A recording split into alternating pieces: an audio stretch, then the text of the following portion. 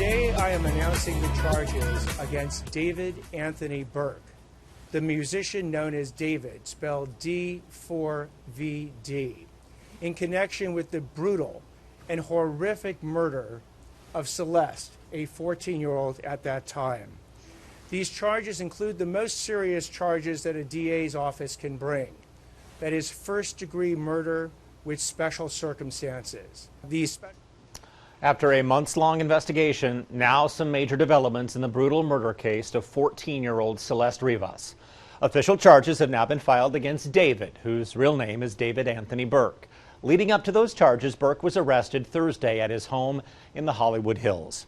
Investigative reporter Ann Emerson with Criminally Obsessed is following the story, and we're going to be talking with her in just a moment to talk about the latest. Of course, this is a case that has garnered a lot of headlines. David was actually in Salt Lake when this body was discovered. This was a really big development in the case, and there have been public claims regarding a possible relationship between Celeste and David. So let's talk to Ann right now. Ann, thank you so much for being here. Thank you for having me, Lincoln. How are you? I'm very good, thank you. So big developments here with these charges announced. Huge charges. These are huge charges. And it really, the first thing I think everybody thought about when the charges came against David, the singer, and his name is David Anthony Burke, but he goes by David. You know, the biggest thing in this case was that how long it took, right? I mean, they discovered the remains of this poor little 14-year-old girl back in September. So why did it take until April to get an arrest? And when you look at the charges that they have filed against David, you see how they have really tightened their focus on this case. They are major charges, severe felonies, and it really sets up this case for what it is. As you have been tracking this, or talk about the length of time it did take between when that body was discovered in September to these charges being announced now. Is that unusual or typical? It's incredible. Like, yes, I mean, I think I need to be patient as a journalist. We always want them to tell us what's going on with the investigation. Why is it still going on? But we've been hearing for months that he was under suspicion, right? So we were hearing for months that they were trying to get things lined up. But here's the deal: like this little girl had not been seen by her family since spring of last year. So we're looking from another bad timeline, right? So we're dealing with April, when she's last spotted. People hear that she might have rumblings that she might have run off with a man named David. That's what her family was concerned about. Then we leapfrog all the way to September when her body is discovered in the frunk, which is like the front trunk of a Tesla. And when her body's discovered, the body is not even in one piece. It's been dismembered. They find this body in body bags. It is so grisly and horrible, and so much time has gone by, and they don't, at this, the medical examiner has not told us yet, but we have not been told an actual day or time or even a month of death, which means that they had to really go back and look at what they found of her remains in order to try and piece together a timeline of where she was and when she was there and how long she had been left in this trunk of this car, and then start building out a case against David. So long answer short, yes, it took an inordinate amount of time to get to April 16th when they were able to actually arrest him.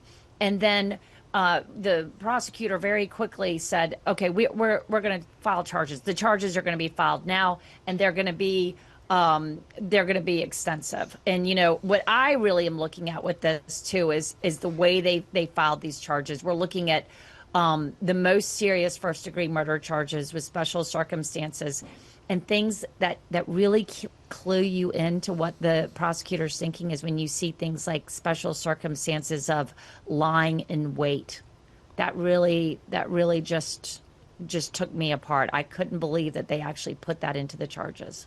Obviously, there were public claims of that relationship, a potential relationship between Celeste and David. She was only 14 at the time, though. So what have we learned anything more about that aspect of this? Well, considering that the prosecutor's already charging him with, basically involvement of a minor, of this 14-year-old, and of a certain level of sexual abuse, and they're looking at that as part of all of this. We understand that there was. They believe, the police believe, prosecutors certainly believe that there was a relationship between the two of them. And, I've been doing a little bit of digging as well into David's music. It's all over the internet. That's where he became so popular as an artist. And, his songs are very dark. They talk about murder. One of his songs is called Romantic Homicide. I mean, when you look at the work, the body of work he's done, it certainly lends itself to some very, very dark ideas. But the relationship that he had with Celeste, there has been a lot, and these are the kind of things that the prosecutor is really going to have to delve into and make sure they're all real. But a lot of images that are suspected of Celeste that have been linked with David prior to her death. We have just about 30 seconds left. Any idea on whether members of David's circle, friends or associates, could be also being investigated here? I think a lot of people think that has been the key to this investigation, is to be able to talk to the witnesses. And I do know that there was one person in his very inner circle who had tried to dodge a subpoena in this case, which doesn't look good. So they're looking at it, I think, a couple of different people within his inner circle.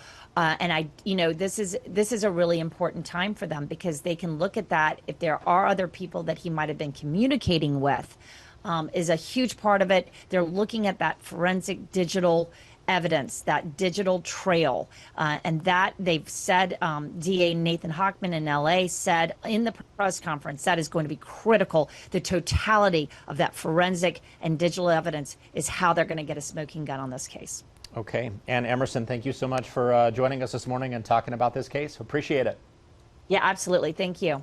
All right, Ann is the investigative reporter for Criminally Obsessed, our new true crime team. If you are one of those people who listens to true crime all the time, you want to check out her daily show on YouTube. She's got some of the most fascinating deep dives on the stories and that everyone's talking about. You can click on the QR code right there on your screen and you will find Ann's interviews. You can also listen to the Criminally Obsessed podcast on Apple and Spotify.